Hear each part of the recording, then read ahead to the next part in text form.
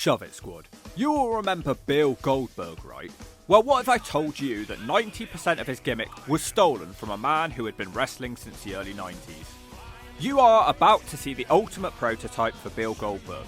You know, Shove it, squad, sometimes a wrestler is just so exciting that you just have to include the lesser matches from the lesser shows.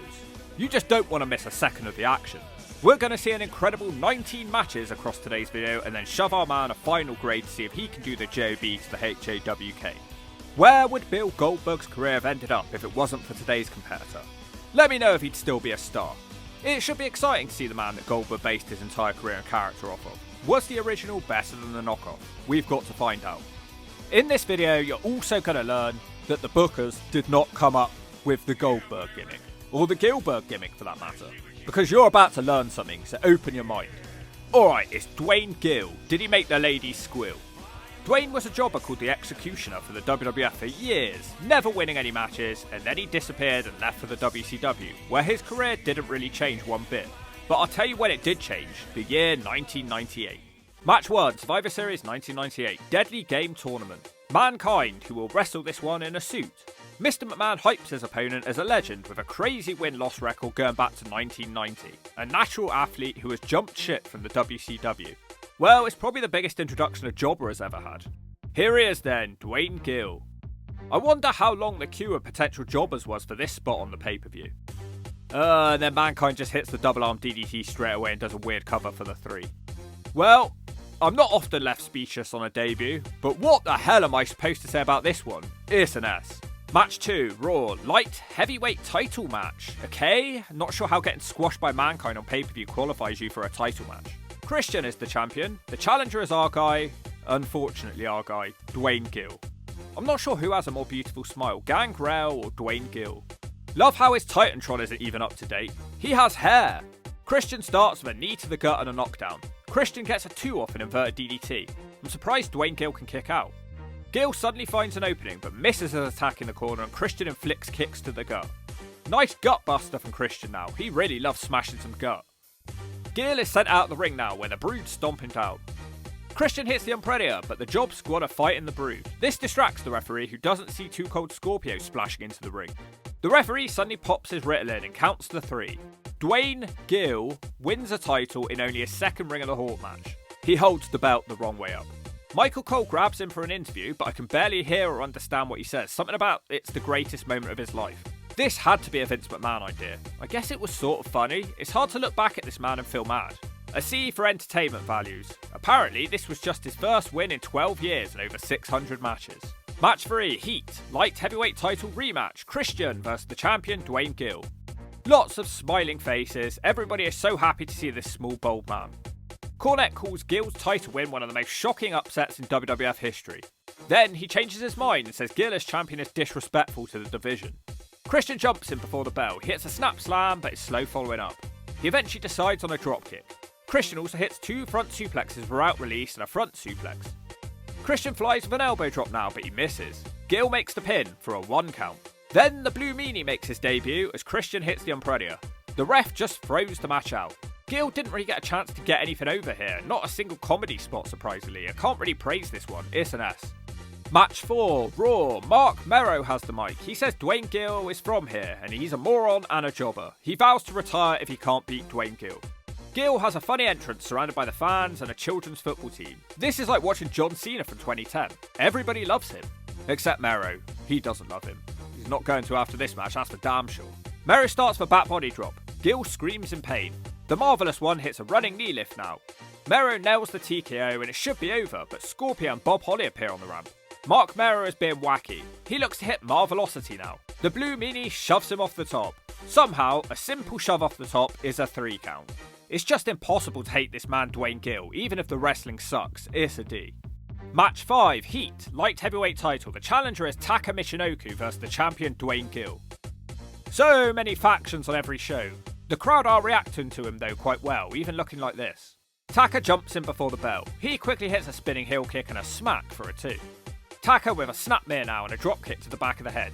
He starts getting distracted by USA chants. He's not that distracted though, because he picks Gill up and hits a backbreaker for a 2. This is so one-sided. Taka nails a tornado DDT and that should be that. But no, instead Taka looks to fly. He strikes with a missile dropkick. Still no cover, he wants the Michinoku driver. But Gill reverses the driver into a roll-up for the 3.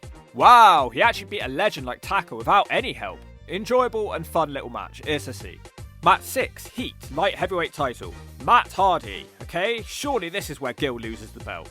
He is just such a happy little man. These are some horrible Hardy attires. Before the match starts, it's interrupted by, oh no, a wild Slapnuts appears. Double J, Jeff Jarrett.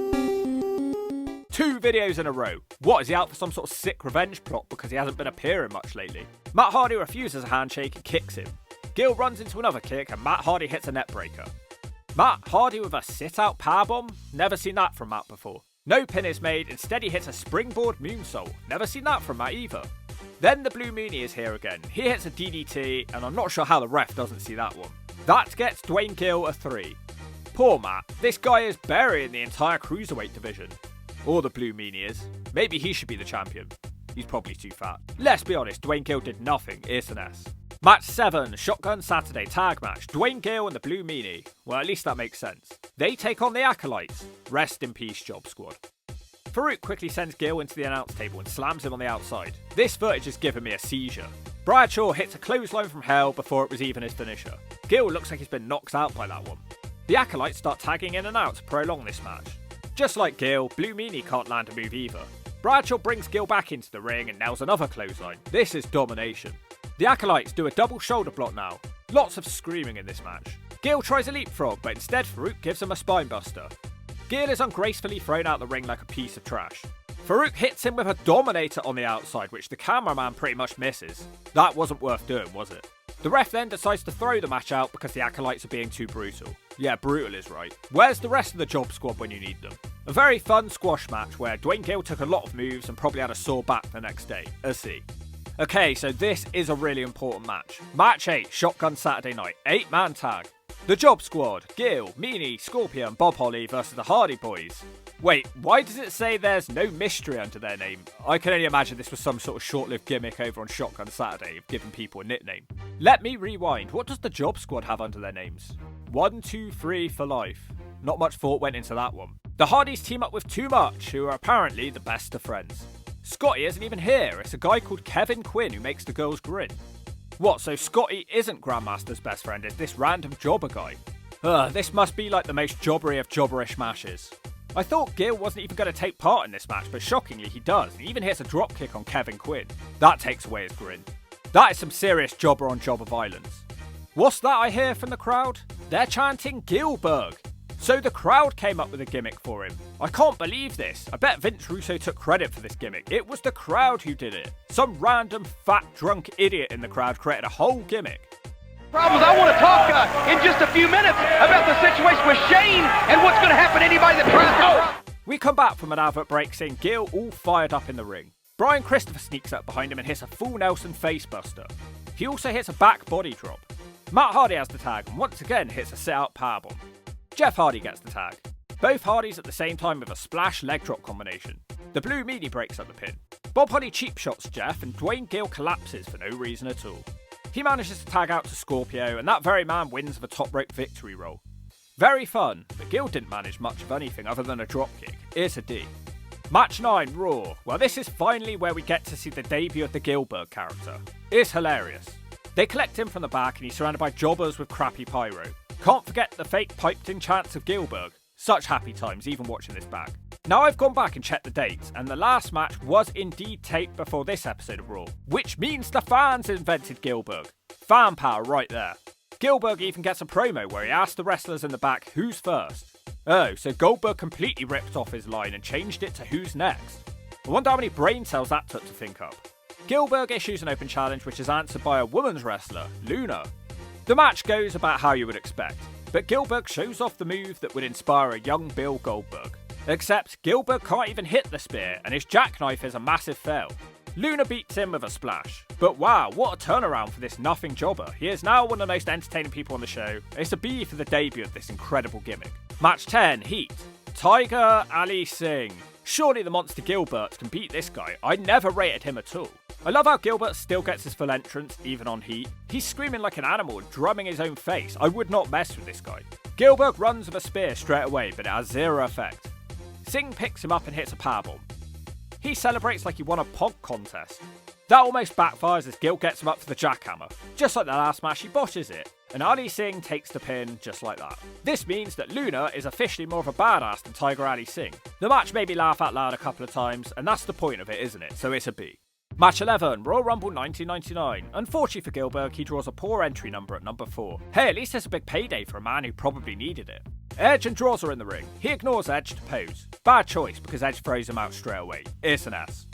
Match 12, Raw. Goldust. Surely he's not beating him, an established upper mid-card heavyweight. I love the idea that Gillberg is established enough to have his own dressing room. The entrance with the fire extinguisher almost knocks over Gillberg. His entrance is always longer than his match. Once again, his starting spear completely fails and Goldust smacks him down. Goldust hits another thunderous clothesline. It's time for the curtain call, and it connects. That should be all, but a Goldust impersonator appears on the Titantron. This is Blue Dust. Very disturbing, actually. Gillberg rolls up Goldust to huge cheers. Wow. Goldust is a bad loser and punts him in the nutsack. The lights go out and then the arena goes blue and Goldust is given a blue bath. Fun little segment, even if it made me vomit a bit in my own mouth. It's a C. Match 13, Heat, European title match. We're not going to get Gillberg with 2 belts now, are we? Surely not. It would make sense though, because WCW ended up giving Goldberg 2 belts at once, so they probably copied from this match. The European champion is Shane O'Mac. He has to bring China with him for backup too. Here comes Gillberg. It's noticeable that the crowd are now going along with the chanting of his name. Will it help him here? Gillberg hits the spear, and it actually works this time. No pin is made, instead Gillberg flexes his huge muscles. China takes the ref, and Shane O'Mac hits a belt smack for the 3. Wow. I didn't expect Shane to need that sort of help to win here. Not as good as the other matches. Wait, Gillberg psychs himself up and charges at China with a spear. He bounces off of her and she pedigrees him. I was about to shove this one in the zone, but that ending made me laugh too, so it's a D. Match 14, Shotgun Saturday, Midian versus Gillberg. Okay, so is he just not going to defend that belt any longer, or do they just not want him squashing the entire cruiserweight division? I guess it was getting a bit out of hand, but we like to have a laugh on this show. Midian isn't impressed by his screaming and hits a shut up or I'll smack you one.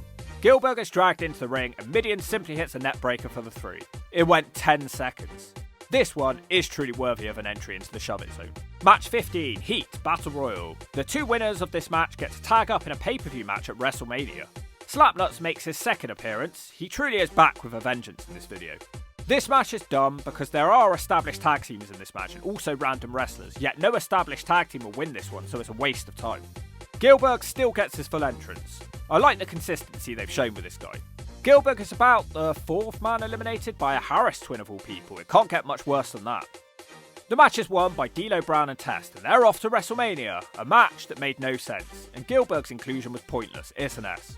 Match 16, Shotgun Saturday, Al Snow versus Gillberg. I thought these two were friends, or has Gillberg outgrown the Job Squad by now? They don't even mention their connection. Okay, fair play. Gillberg tries to climb into the ring but falls on his own nutsack. This guy is a laugh a minute.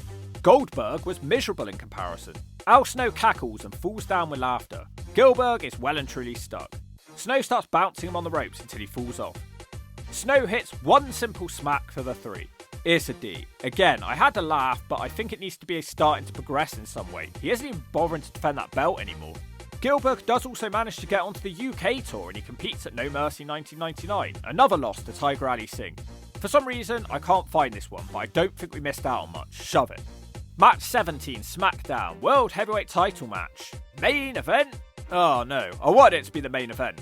The champion Triple H versus the man, the myth, the legend, Gillberg. The McMahon-Helmsley regime have pulled a swerve here because they said this is going to be a mystery opponent who's a bald-headed SOB and everyone thought it was going to be Austin. Gillberg spears the game straight away and it actually works. The crowd dump in their nappies with happiness. Triple H is angry now, he hits a front suplex straight after. The game stomps him down in the corner and chokes him out. The match slows down a bit now as Gillberg goes running and hits a second spear. And a third spear. He tries a 4th spear but he hits the ring pole. Triple H realises he almost got embarrassed so he nails the pedigree for the 3. I would have liked to see a few more close moments here, like when Taka Michinoku faced the game, but the crowd didn't really get any chance to suspend their disbelief and get behind Gillberg. Triple H is a bad winner too and smashes Gillberg with a chair. It's a C. After that beating, Gillberg is off television for 3 months. I'm pretty sure most people forgot he existed. He was still the damn Cruiserweight champion too, by the way. Match 18, Cruiserweight title match. The comedy team openly admit that they forgot all about Gillberg. He will cut a promo first to remind us who he is. He says he's been the champion for 15 months. Jesus, is that how long this crap lasted? He issues an open challenge for the belt. It's answered by S.A. Rios. This is actually a re-debut as he dropped being Papi Chulo. Gillberg hits a spear straight away. Well, it's more like a rugby dump tackle. Yeah, talk about dump. Lita looks concerned. Rios is fine though and does a handspring backflip over him into a heel kick. Rios hits a head scissors now and a hurricanrana.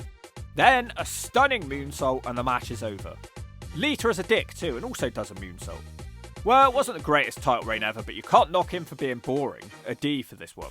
Now, apparently the plan from the bookers was to have him lose 173 matches in a row, which Goldberg of course stole and turned them into wins. But you have to question the logic gap here. He's the light heavyweight champion. Why is he about to lose that many matches? What about the division in the meantime? The belt was really seen as more of a prop just to make him look legit, and other wrestlers copied this too. He was the longest reigning light heavyweight champion, but it's not like he really defended it. He went back to the Indies and retired in the year 2003. He would return to the WWE from time to time and even came face to face with the man who stole his gimmick. But talking of returns, that leads me on nicely to his final match in 2007. Match 19, final match, Battle Royal. The crowd suck for this match, by the way. Everybody is a legend or someone from the past, but the crowd don't really care about anybody. Gillberg looks pretty much the same, but he shouldn't have bothered coming because every man in the match just hoists him up and they eliminate him eventually. Game over. Now that we're truly done, all we need to do is shove Duane Gill a final grade on Ring of the Hawk Season 6. I was very entertained, even though there was little wrestling to be found in this run. It kind of speaks volumes for the strength of the roster at the time that this guy could be so entertaining but was rarely making it onto the main shows. I do think this run was memorable though still. Do you remember him? He has to be one of the greatest jobbers of all time. He did a lot with very little. I kind of want to shove him a B, but it kind of seems a bit silly to have a comedy gimmick get that higher grade. So we're probably going to give him a C, somewhere around Luna's grade. I can understand some of you shoving him in the zone though, because with him as champion, the division was about to die. And if you don't agree with that, I'll show you what it means to cry.